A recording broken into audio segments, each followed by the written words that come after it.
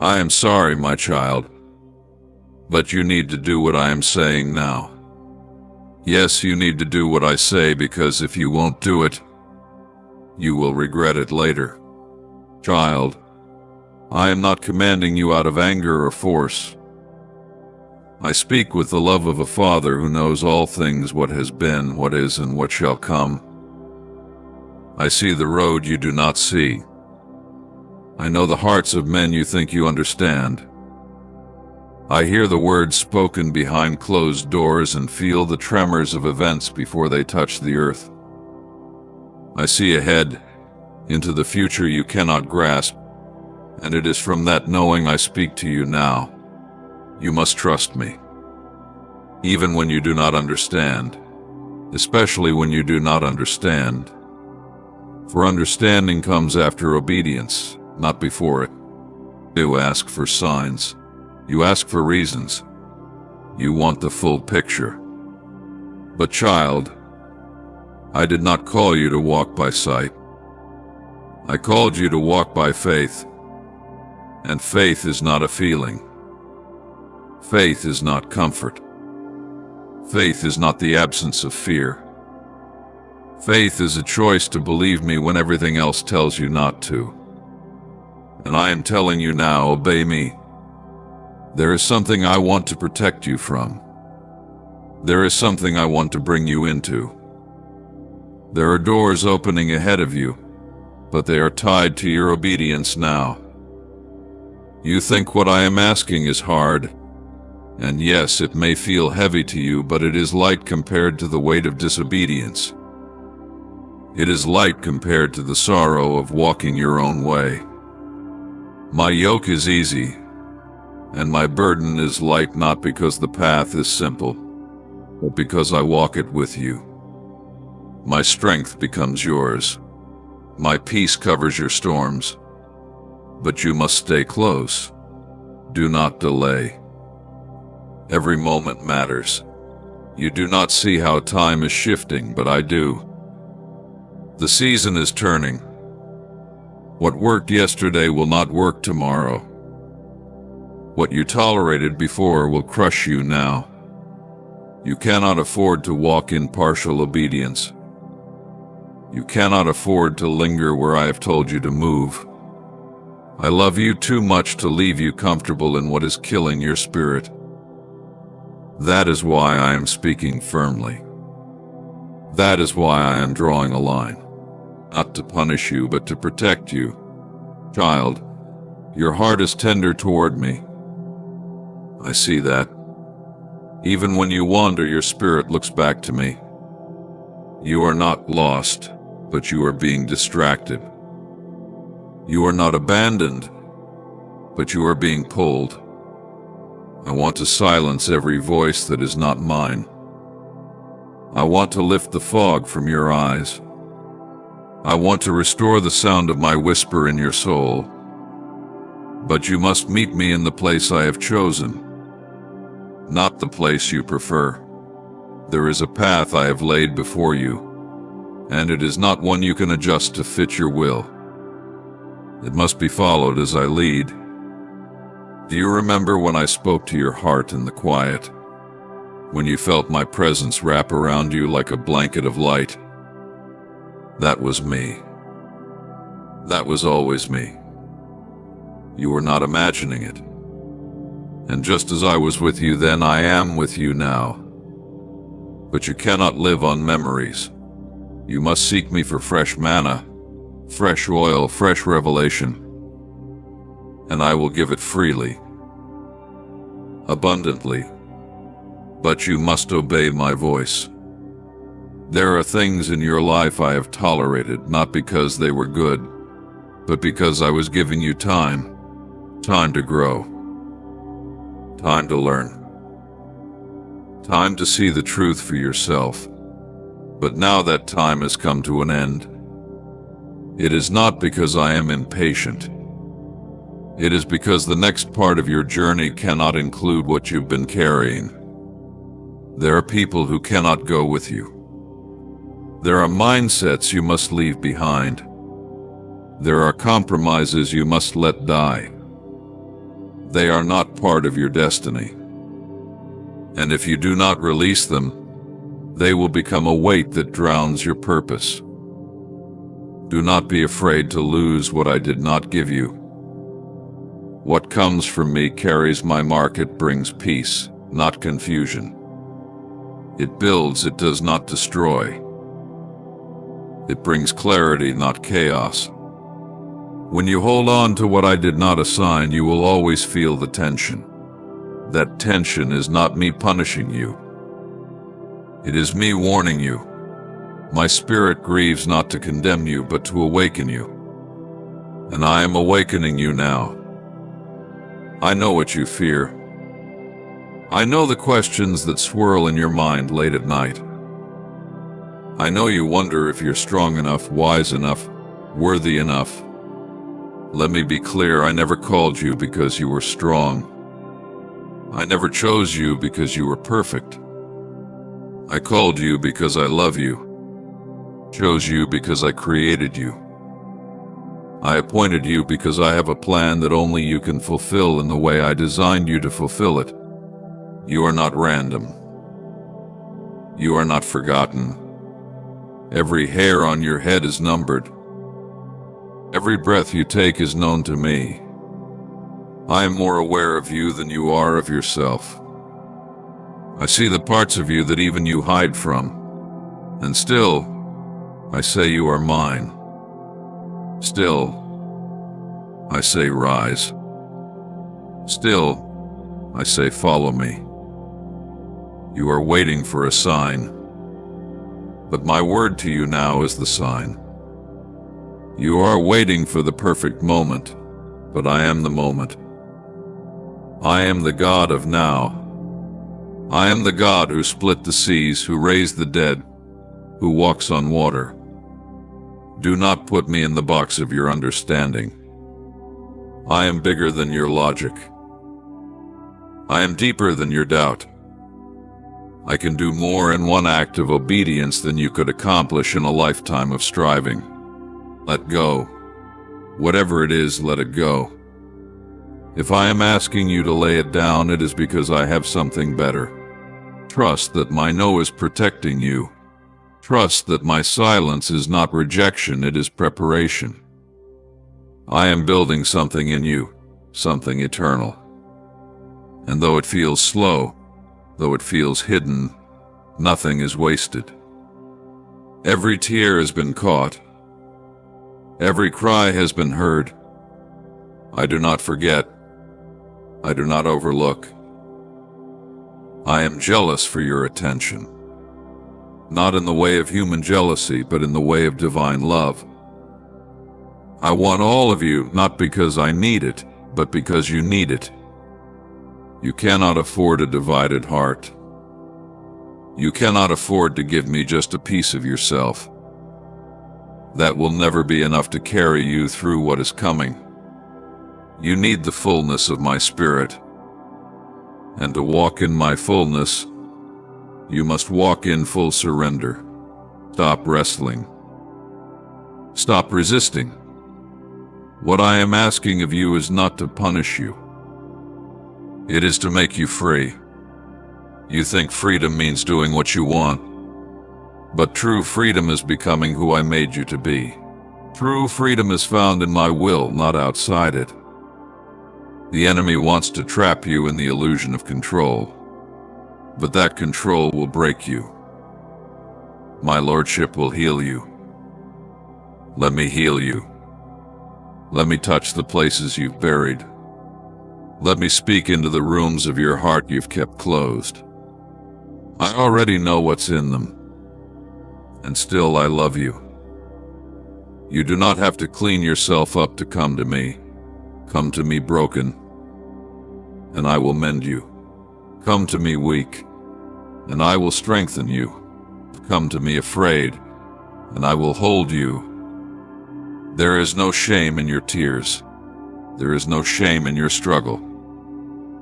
I see it all. I am not embarrassed by your humanity.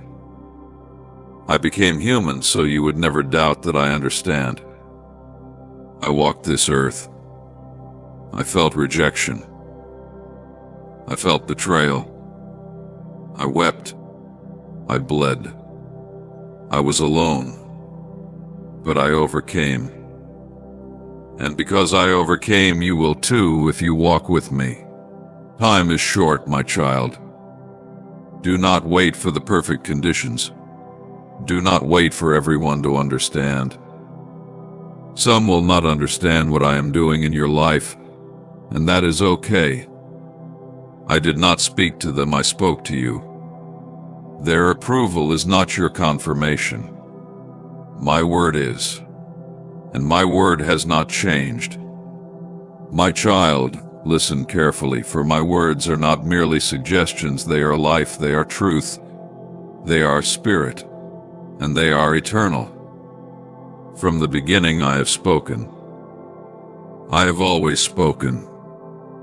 I have not been silent, though many have closed their ears.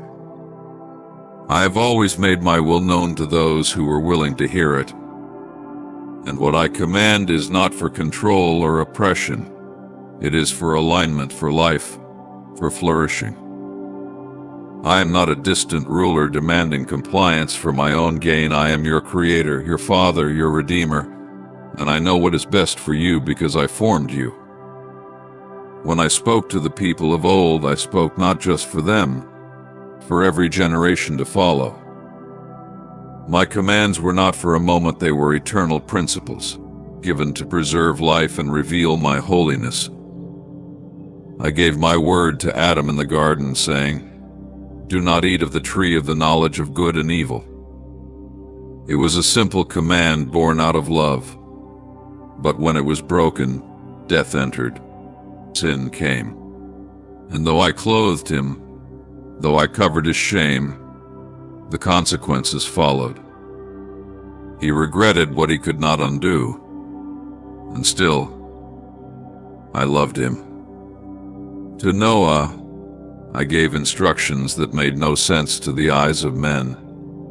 "Build an ark," I said, though rain had not yet come. He obeyed. He listened. And because he did, he and his household were saved. But the world around him mocked and rejected my warnings. They did not believe. They continued in their ways. And when the floods came, they cried out, but the door was already shut. Regret filled their lungs as the waters rose, but it was too late. My child, my mercy is great, but my timing is sovereign. When I say move, you must move. Delay can destroy. I called Abraham out of a land he knew, away from the familiar, to a place I would show him. He did not see the full picture, yet he trusted me. Because of his obedience, I made him a father of nations. But even he had moments of doubt. He tried to fulfill my promise through human effort, and it brought conflict that still echoes in the earth today. Even my faithful ones, when they disobey, experience the weight of their choices. I did not reject him, but he bore the consequences of impatience. And to Moses I revealed myself in fire, in cloud, in thunder. I gave him my commands not just for him, but for a people I had chosen as my own. I spoke on Mount Sinai, my words etched into stone, declaring what is holy, what is just, what is true. I said, "You shall have no other gods before me." I said, "Honor your father and mother." I said, "Do not kill, do not steal, do not lie." These were not rules for the sake of control. They were boundaries for life, a framework for communion with me. And still, while I was writing my law, the people below made a golden calf. They turned to what they could see and touched, because they lost faith in what they could not yet understand. They wanted a god of their own making. But I am not made, I am. And because they turned from me, thousands perished that day. I did not rejoice in their destruction. My heart broke, for I desired to dwell among them, to walk with them. But sin creates separation. My presence is holy, and rebellion cannot stand in it. Still, I led them. Still, I fed them. I gave them manna. I brought water from a rock. But because of their continued disobedience, many never saw the promised land. They wandered until they faded away, and only those who trusted me fully crossed over. Do you see, my child? My commands are not to restrict, they are to direct, to keep you from perishing in your own way. I said to Joshua, be strong and courageous. Do not turn to the right or to the left from my commands, and you will have success wherever you go. He listened, and I gave him victory. But when Achan disobeyed, hiding what I had forbidden, Israel fell in battle. One man's disobedience brought defeat upon a nation, because no sin is isolated. What one hides can curse many. I see what is hidden. I uncover what is buried. Better to obey than to sacrifice. To my prophets I gave difficult words, warnings, pleadings, calls to repentance. Jeremiah wept for the people who would not listen. Isaiah cried out, here am I, send me. And I sent him to a people dull of hearing. Ezekiel lay on his side. Hosea married a harlot. Jonah ran from Nineveh. All of them were given my commands. Some obeyed with trembling, some delayed, but when they obeyed, my purpose moved forward. When they disobeyed, they saw pain they could have avoided. My child, I am long-suffering, but I will not be mocked. What I speak must be obeyed, or it will bring regret. Look at Saul, the first king of Israel. I gave him instruction through Samuel, destroy everything from Amalek, do not spare. But Saul kept what seemed good in his own eyes. He made excuses. He said the people wanted to offer sacrifices. But I did not ask for sacrifice. I asked for obedience. And because he rejected my word, I rejected him as king. I raised up David, a man after my own heart, not because he was without sin, but because when he fell, he repented.